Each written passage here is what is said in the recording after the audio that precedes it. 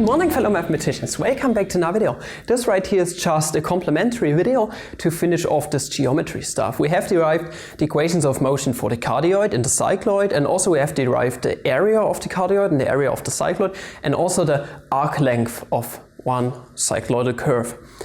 All that's really left to do is to derive the arc length of our cardioid. I've written the parametric equations right here, x and y, our Cartesian coordinates, and also our radius of this cardioid at any time.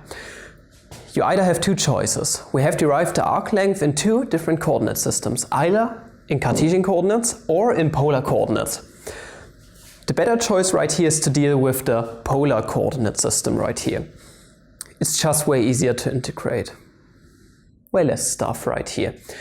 And also I want to show you a little application of this arc length formula. So let's remember what this arc length formula actually looks like. So the arc length is nothing but an integral from not 1 to not 2 of a square root r squared plus r dot squared, which is nothing but dr differentiated with respect to phi squared.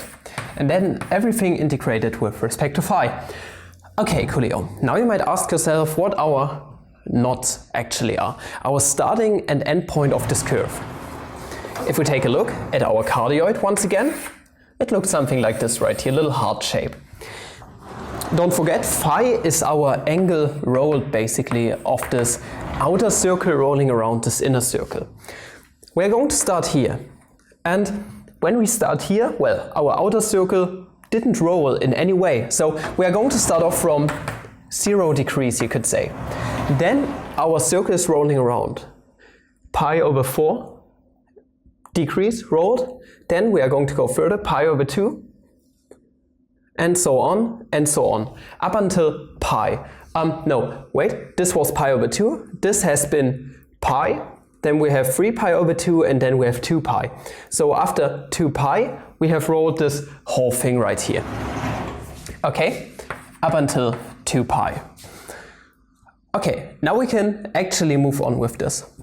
Okay, now we have this formula right here. Now we can plug everything in. R squared is nothing but, okay, square root of 4 rho squared, 1 minus cosine of phi squared.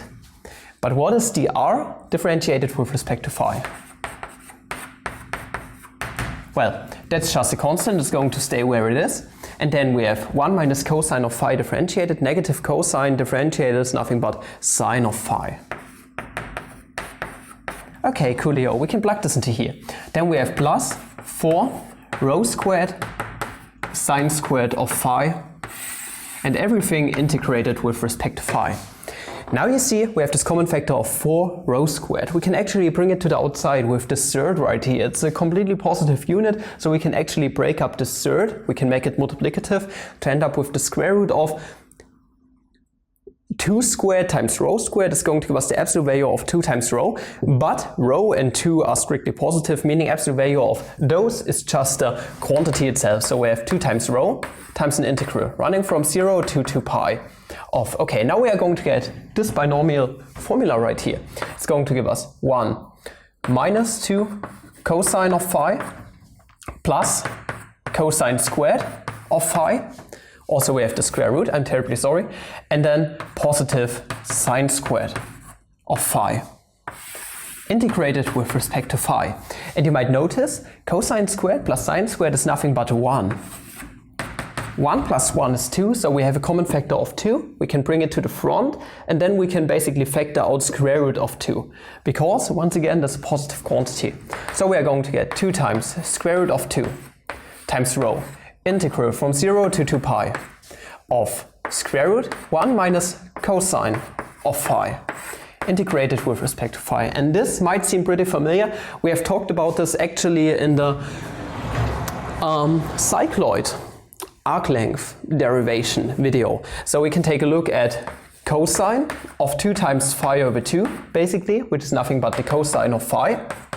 And we can turn this into something else using the double angle formula, namely cosine squared of phi over 2 minus sine squared of phi over 2. We can turn this around. Cosine squared is nothing but 1 minus sine squared. Okay, so this gives us 1 minus 2 times sine squared of phi over 2. We can add this quantity on both sides, and then we are going to subtract cosine of phi on both sides to exactly get that 2 times sine squared of phi over 2 is now nothing but, well, 1 minus cosine of phi. And we can plug this chunk into here actually. We are going to end up with, okay, you see, if we plug this in, we are going to get the square root of 2 times sine squared, okay? Then we have the square root of 2, same argumentation as before, let's bring it to the outside. Square root of 2 times square root of 2 is nothing but 2. 2 times 2 is going to make 4 in the end. Okay, so we're going to get 4 times rho times an integral running from 0 to 2 pi of, okay, this is going to give us the square root of sine squared of phi over 2, integrated with respect to phi. On this interval from 0 to 2 pi, our sine of phi over 2 is going to look something like this, is strictly positive overall. So square root of sine squared is nothing but the absolute value of sine, but since it's strictly positive, it's just the sine itself. So our integral is exactly going to turn into, I'm going to put it here, that should be enough space actually. It's now nothing but, okay, our integral our arc length in this case, is 4 times rho. And then we are going to get an integral running from 0 to 2 pi of, well, sine of phi over 2 integrated with respect to phi. Integrating this is quite easy. We are going to get 2 times negative cosine of phi over 2. Bring the 2 to the front, we get 8 times rho times, well, negative cosine of phi over 2 from 0 to 2 pi. If we plug 2 pi into here, it's going to give us the cosine of pi. What is the cosine of pi? Well, if we take a look at this graph right here, cosine of pi is nothing but negative 1. Negative 1 times negative is just positive 1. So we are going to get 8 times rho. On here, positive 1. And then negative is going to be the cosine of 0 is 1. Positive 1.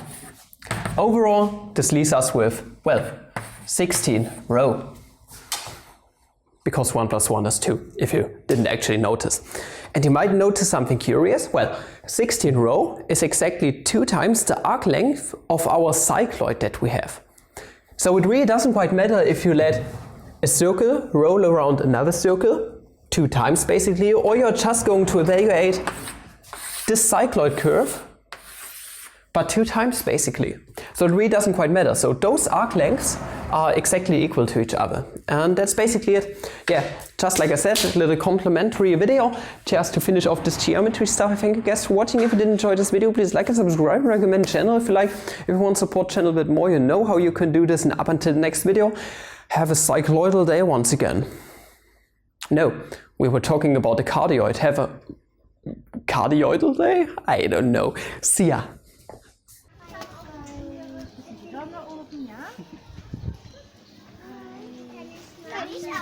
Schön vorsichtig und immer von vorne nach